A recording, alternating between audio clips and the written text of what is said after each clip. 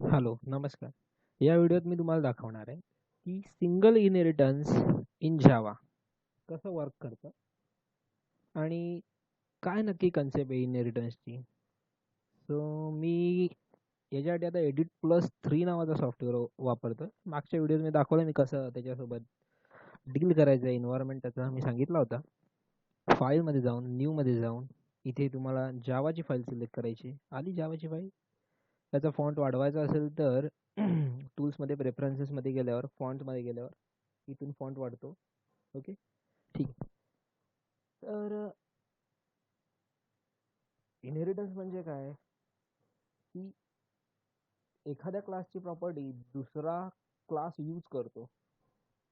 काही गोष्टी अशा असतात प्रोजेक्टच्या टायमाला की त्या परत परत डिक्लेअर करण्यापेक्षा एकदाच कुठेतरी डिक्लेअर करायच्या आणि त्याच खाली यूज करायच्या. काय चांगला प्रोग्रामर किंवा चांगला सॉफ्टवेअर कोणाला म्हणतात ज्याच्यात number of lines of codes कमी असतात, कारण की ते टेस्टिंगला पण बरं पडतं. म्हणून जेव्हा पण आपण कोडिंग करतो तेव्हा एक लक्षात ठेवायचं की कमी लाईन्सची कोडिंग कशी बनवता येईल, लॉजिक वेगवेगळं वापरायचं. सो आता मी दाखवतो तुम्हाला की एका क्लासची प्रॉपर्टी म्हणजे नक्की काय, की दुसऱ्या क्लासमध्ये कसं यूज करायचं. एका क्लासचे कंपोनंट म्हणा, प्रॉपर्टी वगैरे हे वर्ड्स वापरण्यापेक्षा आधीपासून इथे एक क्लास आहे. आता ह्या प्रोग्रामला आपल्याला 2 क्लास घ्यायचे आहेत. मी आता पहिल्या क्लासचं नाव देतो पुणे. ओके, ह्या क्लासमध्ये मी फक्त एक डिक्लेअर करतो इंट डेज. डेज आहेत माझे 30. ओके, बस एवढाच करून मी सोडून देतो. आता इथे मी दुसरा क्लास माझा खाली लिहिलेला आहे, क्लास मुंबई. ओके, आता मला जेव्हा मी ही फाईल रन करीन, दोन्ही वेगवेगळे क्लास आहेत, तर मला हा डेज आहे ना, हा मला इकडे प्रिंट करायचा आहे. तर मी तो कसा प्रिंट करणार, ती जी काय कन्सेप्ट आहे तिला ती इनहेरिटन्स म्हणतात. आता इथे फक्त एक एक्सटेन्स नावाचा वर्ड येईल आणि एक्सटेन्स काय करतोय, पुणे. ओके, हा क्लास याच्या प्रॉपर्टी हा क्लास यूज करतो. तर कशा यूज करणार, एक्सटेन्स पुणे म्हणजे पुण्याच्या क्लासचे जे काय प्रॉपर्टी कंपोनंट आहेत ते याच्यात दे. एक्सटेन्स की टाकल्यानंतर त्याचा अर्थ तो होतो. आता जावाच्या प्रोग्राम्समध्ये जेव्हा इनहेरिटन्स येतं तेव्हा प्रॉब्लेम असा होतो की फाईल जी असते ती सेव्ह नक्की कुठल्या क्लासच्या नावाने करायची आणि ऑब्जेक्ट नक्की कुठल्या क्लासचा बनवायचा, या दोन गोष्टी महत्वाच्या असतात इनहेरिटन्समध्ये. सोपं आहे. जिथे तुमचा जो तुमचा डिराईव्ह क्लास असेल किंवा चाइल्ड क्लास असेल किंवा सब क्लास असेल त्याचा तुम्हाला ऑब्जेक्ट बनवायचा. ओके, आता हे चाइल्ड क्लास सब क्लास हे काय भानगड आहे हे तुम्ही तुम्हाला कळवतात. इकडे मी कमेंट टाकून लिहितोय, हा जो वरचा क्लास आहे याला आपण पॅरेंट क्लास म्हणू शकता किंवा सुपर क्लास म्हणू शकता किंवा बेस क्लास म्हणा. ओके, तीन पैकी कुठलाही वर्ड कधी कुठे यूज होतो. आणि जो हा खालचा जो क्लास आहे हा याला म्हणतात चाइल्ड क्लास. प्रत्येकाचा अपोजिट येईल. आता इथे बघा, सुपर जाईल सब क्लास. आता बेसचा आहे ना, हा आहे डिराईव्ह क्लास. तो डिराईव्ड क्लास.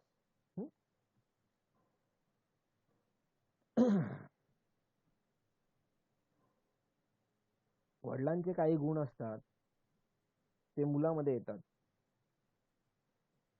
त्यालाच इनहेरिटन्स म्हणता येईल.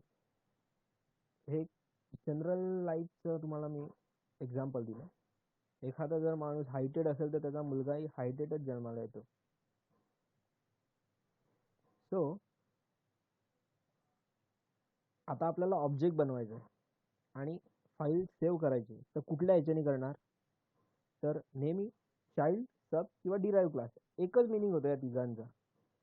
तर ह्या क्लासेसनी हा जो आपला क्लास असणार आहे त्याच्या नावाने आपल्याला सेव्ह करायचे. आता ह्या केसमध्ये पॅरेंट क्लास झाला पुणे आणि चाइल्ड क्लास झाला मुंबई, किंवा याला पुण्याला आपण सुपर क्लास म्हणू शकतो किंवा बेस क्लास, आणि मुंबईला एक तर सब क्लास, डिराइव्ह क्लास किंवा चाइल्ड क्लास.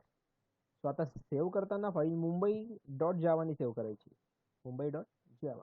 ओके, डेस्कटॉपवरच सेव्ह केलेली सेव्ह. आता ऑब्जेक्ट बनवायचा आहे. मग ऑब्जेक्ट पण मुंबई नावाच्याच क्लासचा बनवायचा आहे.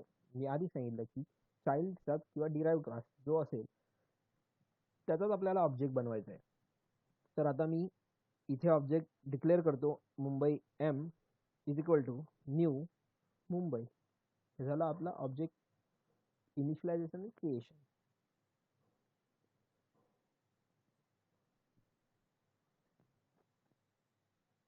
इथून इकडे याला बोलतात, मी इथे कमेंटमध्ये लिहितो, ऑब्जेक्ट, सॉरी मिस्टेक झाली स्पेलिंगला, ऑब्जेक्ट क्रिएशन. इथे आपण क्रिएट करतो ना.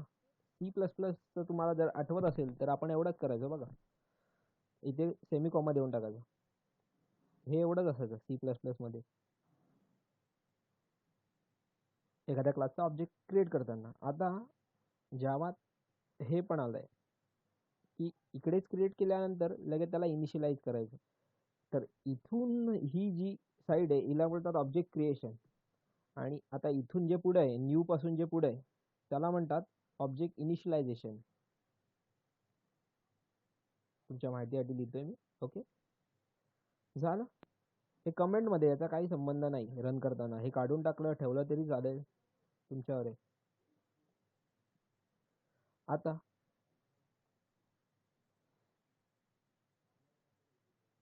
आपल्याला हे जे डेज आहेत ते इथे प्रिंट करायचे आहेत, बरोबर. ह्या क्लासला पण आपण काहीतरी डिक्लेरेशन देऊया. सो मी इथे डिक्लेअर करतो, फ्लोट सॅलरी घेतो. चला, सॅलरी इज इक्वल टू काहीतरी मी व्हॅल्यू टाकतो, पॉईंट आहे. Okay, save. आणि आता ती आपण इथे प्रिंट करूया. तर ती कशी प्रिंट करायची त्याची एक छोटीशी मेथड आहे, ती बघा. सगळ्यात आधी आपण सॅलरी हे करू. सॅलरी याच क्लासचा एक पार्ट आहे, त्याच्यामुळे ती लगेच प्रिंट होईल, त्याला काय हे नाही. डायरेक्ट प्लस आपण हे करतो सॅलरी, पण या केसमध्ये मी एम डॉट सॅलरी घेतो, जो आपला ऑब्जेक्टचं नाव आहे एम. ओके, ही लाईन कॉपी पेस्ट करून घेऊया. आपल्याला डेज पण प्रिंट करायचे आहेत, तर मी आता इथे डेज साठीची एक लाईन लिहितो. ओके, डेज आर, डेज मी वरती डिक्लेअर केलेत पण तरी ते खालच्या क्लासला दिसले पाहिजेत. त्यालाच तर म्हणतात single inheritance. Okay, so program तर कंप्लीट झालेला आहे. आता आपण रन करून बघूया काय मिस्टेक्स. Ctrl+1 एडिट प्लस वापरते. फ्लोट सॅलरी, सॅलरीला काहीतरी एरर देतोय. अच्छा, हां, जेव्हामध्ये अजून एक गोष्ट, फ्लोटच्या ऐवजी डबल द्या, बेटर राहील. फ्लोटला अजून इकडे तुम्हाला जास्त पॉइंटेड व्हॅल्यू द्यायला लागतात असं काहीतरी. सो डबलच घ्या डायरेक्ट, टेन्शन नाही. Successfully run. ओके, आता कंपाईल झाला सक्सेसफुली. आता रन करूया, Ctrl+2. ओके, सॅलरी बघा काय दिलेली आली, आणि डेज पण आले 30. डेज वरच्या क्लासला होते तरी पण ते खालच्या क्लासला डिस्प्ले झाले. याला बोलतात इनहेरिटन्स. आता सिंगल इनहेरिटन्स म्हणजे काय की याच्यात एकच बेस क्लास असतो आणि एक डिराइव्ह क्लास, किंवा एक पॅरेंट क्लास आणि एक चाइल्ड क्लास, किंवा एक सुपर क्लास आणि एक सब क्लास जिथे असतील त्याला म्हणतात सिंगल इनहेरिटन्स. सो भेटूया पुढच्या व्हिडिओमध्ये अशाच काही नवीन कन्सेप्ट घेऊन. हा व्हिडिओ बघण्यासाठी थँक्यू, आभारी.